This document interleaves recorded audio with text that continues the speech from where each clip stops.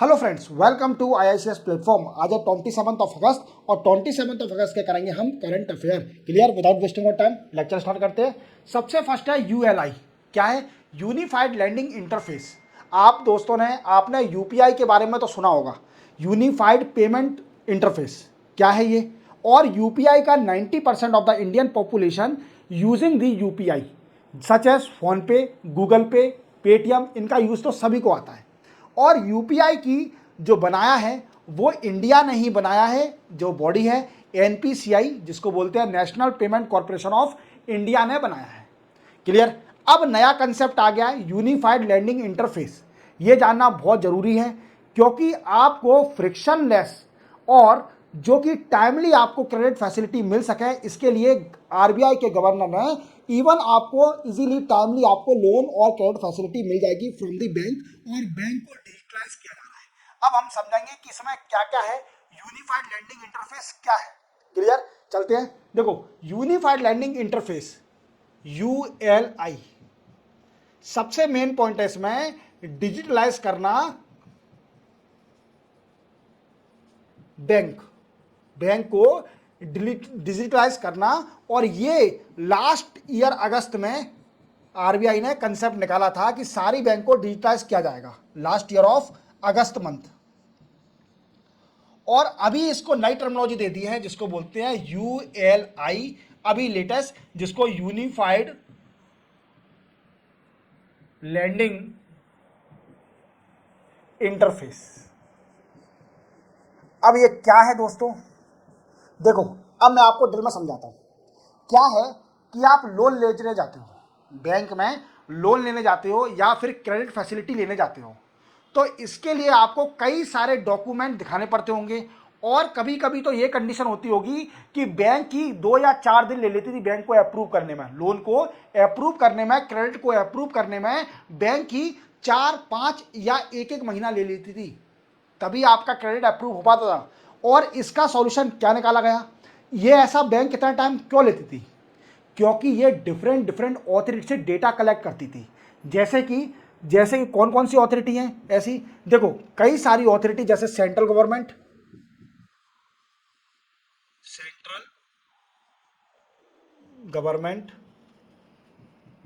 State government,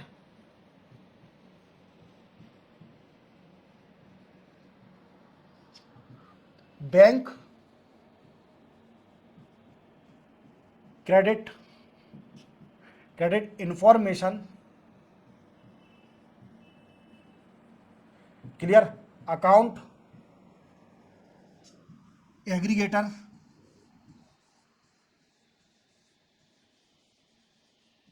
और digital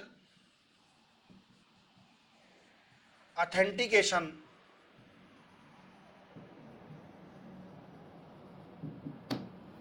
authority.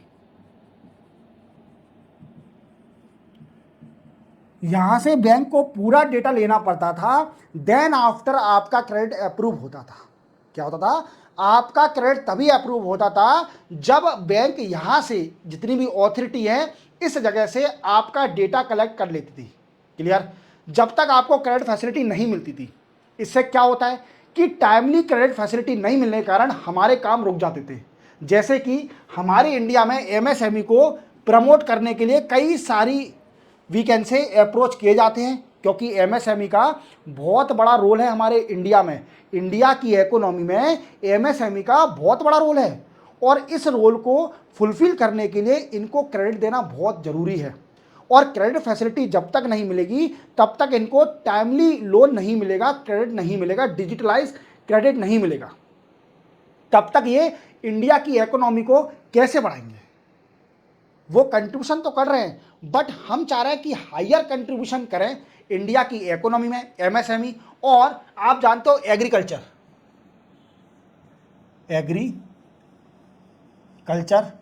Rural population,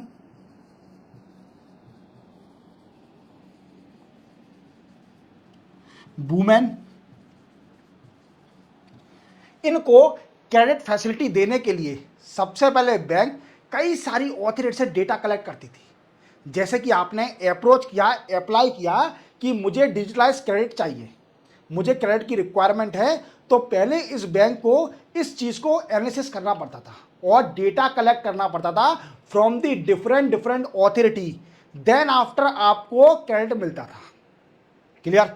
अब ये सब मींस टाइमली डेटा मिल जाएगा by online, by easily, then timely आपको क्रेडिट भी मिल जाएगा। अब इससे क्या होगा, यूनिफाइड लैंडिंग इंटरफेस से क्या होगा, frictionless credit,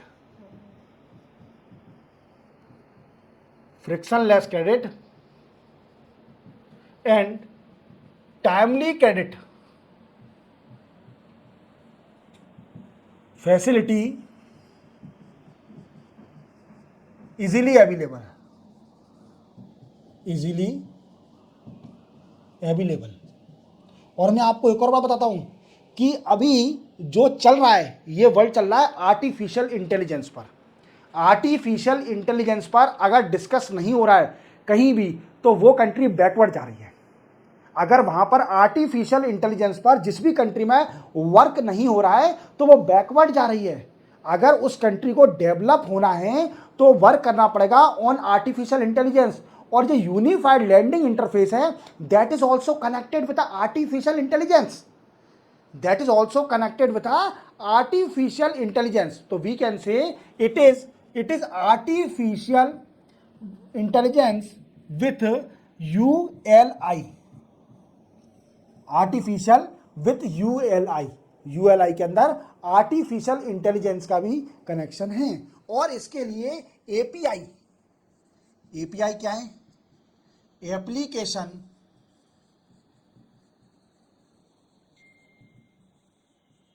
programming interface, that is also use for ULI।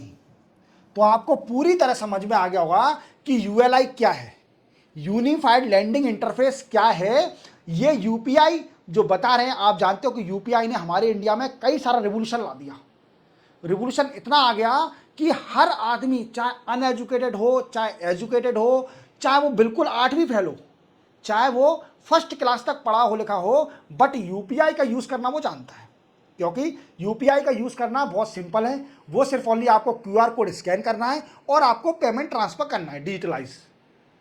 अब इसको डिजिटलाइज क्रेडिट भी ट्रांसफर हो सके, लोन का अप्रूव भी हो सके, इसके लिए कई सारी ऑथोरिटी से कंसल्ट करना पड़ता है बैंक को, डेटा लेना पड़ता है कई सारी ऑथोरिटी से और बैंक को, देन आफ्टर वो लोन और क्रेडिट अप्रूव होता है। अब इसका रिजोल्यूशन निकालने के लिए यूनिफाइड लैंडिंग इंटरफेस आ गया है, जिसमें फ्रिक्शनलेस और टाइमली और सीमलेस क्रेडिट फ्लो होगा between bank and the borrower. समझ रहे हो मेरी बात को? तो लेंडर के लिए कई सारी डिजिटलाइज फैसिलिटी कर दी। हालांकि डिजिटलाइज बैंक को करने का प्रोग्राम लास्ट ईयर आया था अगस्त के महीने में कि सारी बैंकों को डिजिटलाइज किया जाएगा, बट अभी राइट नाउ जो हमारे गवर्नर हैं शक्तिकांत दास जी, उन्होंने इसको एक टर्मिनोलॉजी दे दी जिसको बोलते हैं यूनिफाइड लैंडिंग इंटरफेस। क्या बोलते हैं? Unified landing interface. तो आपको पूरा समझ में आ गया होगा कि यूनिफाइड लैंडिंग इंटरफेस क्या है। क्लियर? चलते अपन नेक्स्ट इसमें। नेक्स्ट है India and Singapore second round ministerial round table conference. देखो मैं आपको हर लेक्चर में बता रहा हूं और जो नए स्टूडेंट है उनको मैं फिर से बता देता हूं कि देखो सिंगापुर एक बहुत ही स्ट्रेटेजिकली इंपॉर्टेंट कंट्री है इंडिया के लिए। उसके कई सारे रीजन हैं। क्या रीजन है? Singapore is the largest provider of the FDI to India. पहला रीजन क्या है कि सिंगापुर जो है वो सबसे ज्यादा FDI प्रोवाइड करती है इंडिया को। अगर कुछ डेटा देखा जाए तो 2023 से लेकर 2024 तक सिंगापुर से सिर्फ only 11.77 billion dollar FDI inflow हुआ है। आप देख रहे हो सिंगापुर से कितना FDI इनफ्लो होता है। और FDI का रोल तो आप जानते हो कि FDI एक बहुत जरूरी है, मतलब लॉन्ग टर्म तक का इन्वेस्टमेंट है और ये इंडिया के लिए foreign we can say foreign reserve को बढ़ाता है। ठीक है, और ये एक लॉन्ग टर्म तक का है। और FII foreign institute investor is a short term का। क्लियर? अब देखना एफडीआई इंपॉर्टेंट है तो सिंगापुर बहुत स्ट्रेटेजिकली इंपॉर्टेंट है हमारे लिए। क्लियर। अब दूसरा पॉइंट आता है कि क्यों ये कॉन्फ्रेंस हो रही है। सेकंड है, फर्स्ट देखो सेकंड तो हो रही है सिंगापुर में, अभी सिंगापुर में चल रही है और मैंने आपको प्रीवियस लेक्चर में बताया था, इसमें हमारे finance minister ma'am Nirmala Sitharaman, then after commerce and industrial minister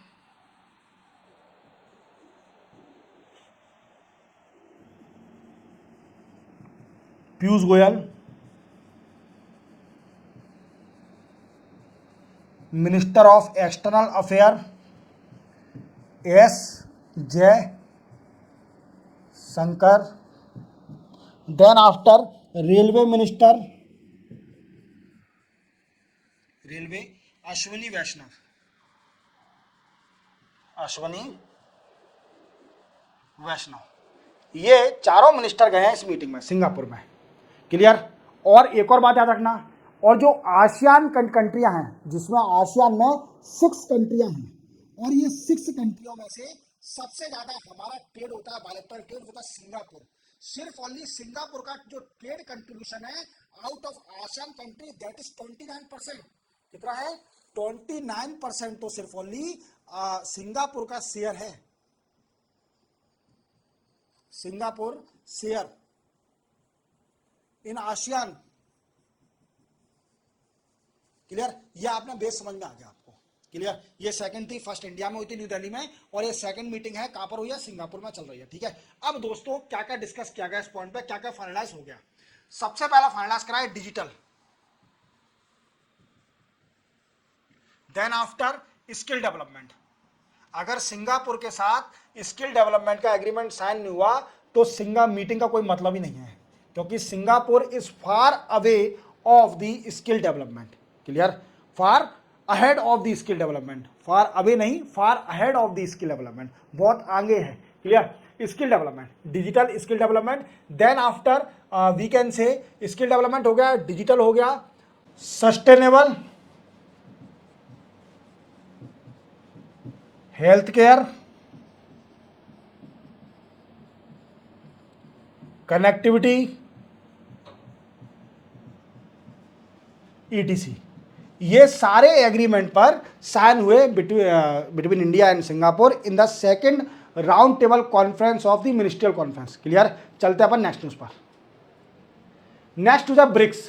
देखो आप जानते हो BRICS is a regional organisation और इंडिया ब्रिक्स का मेंबर है। और ब्रिक्स का फुल फॉर्म क्या है दोस्तों? ब्रिक्स का फुल फॉर्म है B for Brazil, R for Russia, I for India,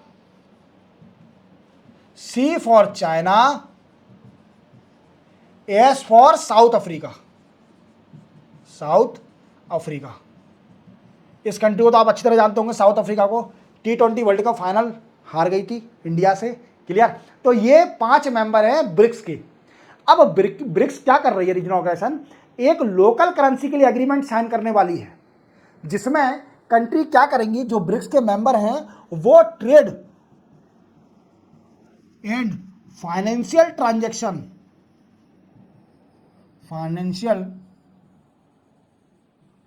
transaction करेंगे इन लोकल करेंसीज।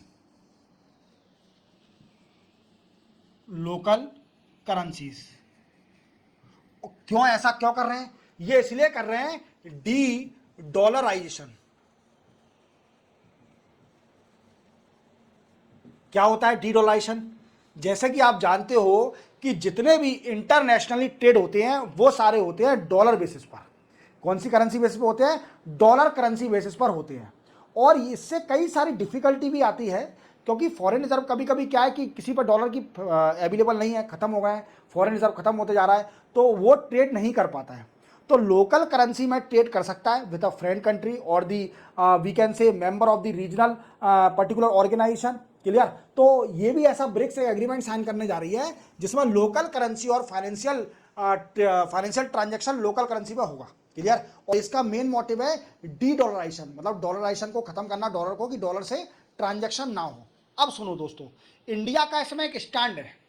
इंडिया ने बोला है कि ठीक है, हम इस एग्रीमेंट को साइन तो कर लेंगे, या we are ready to sign this particular agreement, but we will not binding, we will not bind, हम नॉन बाइंडिंग हैं। हम जरूरी नहीं है कि हम लोकल करेंसी में ट्रांजैक्शन करें, फाइनेंशियल ट्रांजैक्शन और ट्रेड करें, हम बाउंडेशन में नहीं आएंगे। ये नॉन बाइंडिंग एग्रीमेंट होना चाहिए। क्यों होना चाहिए? क्योंकि देखो, आप जानते हो कि चाइना से हमारे कुछ ना कुछ तो रिलेशन बिगड़े हुए हैं, ठीक है। चाइना के साथ हमारे रिलेशन अच्छे नहीं हैं, और चाइना हमारी भी काट करती है, जैसे कंट्री रखती है हमसे भी, और हम भी उसका रखते हैं। और ब्रिक्स में China is also member of the BRICS regional organisation. Clear? अब क्या है दोस्तों कि चाइना की जो करेंसी है वो हाई लेवल पर है, तो उसकी करेंसी डोमिनेट कर सकती है। इसलिए इंडिया कह रही है कि हम बाइंडिंग नहीं है, बाउंडेशन में नहीं है कि हम इस लोकल करेंसी को एडॉप्ट ही करेंगे। ये नॉन बाइंडिंग एग्रीमेंट होना चाहिए। समझ में आ रहा है मेरी बात को? तो आपको ये मेंशन करके आना ब्रिक्स रीजनल ऑर्गेनाइजेशन में कि BRICS country are going to sign the local currency agreement for trade and financial transaction. Clear? चलते हैं अपन नेक्स्ट न्यूज पर। Next news, new district in Ladakh. देखो 2019 में लद्दाख और जम्मू एंड कश्मीर दो यूनियन टेरिटरी बन गई थी। जब नरेंद्र मोदी साहब ने 2019 में आर्टिकल 370 को हटाया और इसी के साथ जो स्टेटहुड का दर्जा था जम्मू कश्मीर के पास, वो हटाकर उसको दो यूनियन टेरिटरी बना दी। एक यूनियन टेरिटरी बना दी लद्दाख और दूसरी बना दी जम्मू एंड कश्मीर। और लद्दाख में दो डिस्ट्रिक्ट थे। लद्दाख में दो डिस्ट्रिक्ट थे, कौन कौन से? एक था लेह और दूसरा था दोस्तों कारगिल। लेह और कारगिल थे। अब इसमें ministry of home affair Amit Shah ji ने 5 डिस्ट्रिक्ट और बना दिए। 5 डिस्ट्रिक्ट, 5 डिस्ट्रिक्ट और बना दिए। अब उनके नाम याद रखना, नाम, ठीक है। पहला है जंस्कर, दूसरा है द्रास, तीसरा है सम, चौथा है नुब्रा और पांचवा है चंगतांग। तो याद रखना, अब लद्दाख के अंदर 7 डिस्ट्रिक्ट हो गए हैं। पहला कौन सा है? जंस्कर, दूसरा है द्रास, तीसरा है सम, फोर्थ है अपना नुम्रा एंड फिफ्थ है चंगतियांग और सिक्स्थ है अपना ले और सेवंथ है कारगिल। तो लद्दाख के अंदर 7 डिस्ट्रिक्ट हो गए। अब पहले 2 डिस्ट्रिक्ट थे, अब इसमें 7 डिस्ट्रिक्ट हो गए लद्दाख यूनियन टेरिटरी में। तो याद रखोगे, मतलब 5 जिले अभी नए बनाए हैं, 2 ऑलरेडी थे इसके अंदर, तो अब हो गए 7 डिस्ट्रिक्ट। याद रखोगे। तो अब इसके साथ क्या बोला गया? जो होम अफेयर ने बोला कि लद्दाख के जो एडमिनिस्ट्रेशन है वो एक कमेटी सेटअप करे,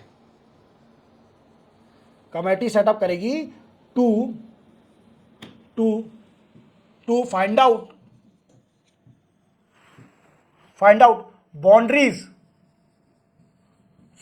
बाउंड्रीज, पोस्ट ईटीसी। जो नए डिस्ट्रिक्ट बनाए हैं, 5 नए डिस्ट्रिक्ट बनाए हैं, उनके ऊपर वर्क करेगी कौन? ये वी कैन से कमेटी। और इस रिपोर्ट को सबमिट करना पड़ेगा 3 मंथ के अंदर।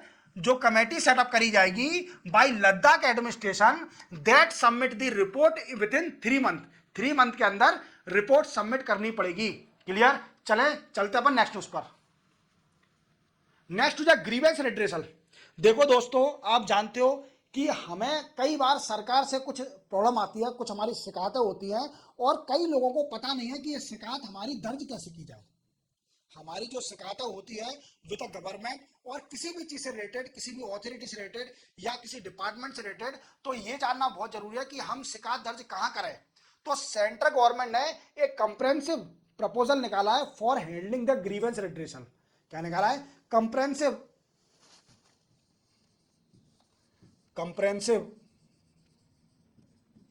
प्रपोजल फॉर हैंडलिंग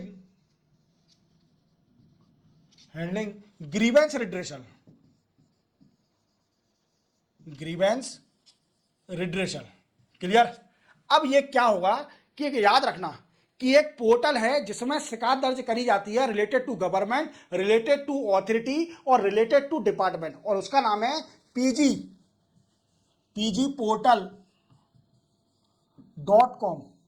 इस पोर्टल का नाम याद रखना, PG फॉर publicgrievanceportal.com, इसमें आप अपनी शिकायत दर्ज कर सकते हो related to government, related to anything.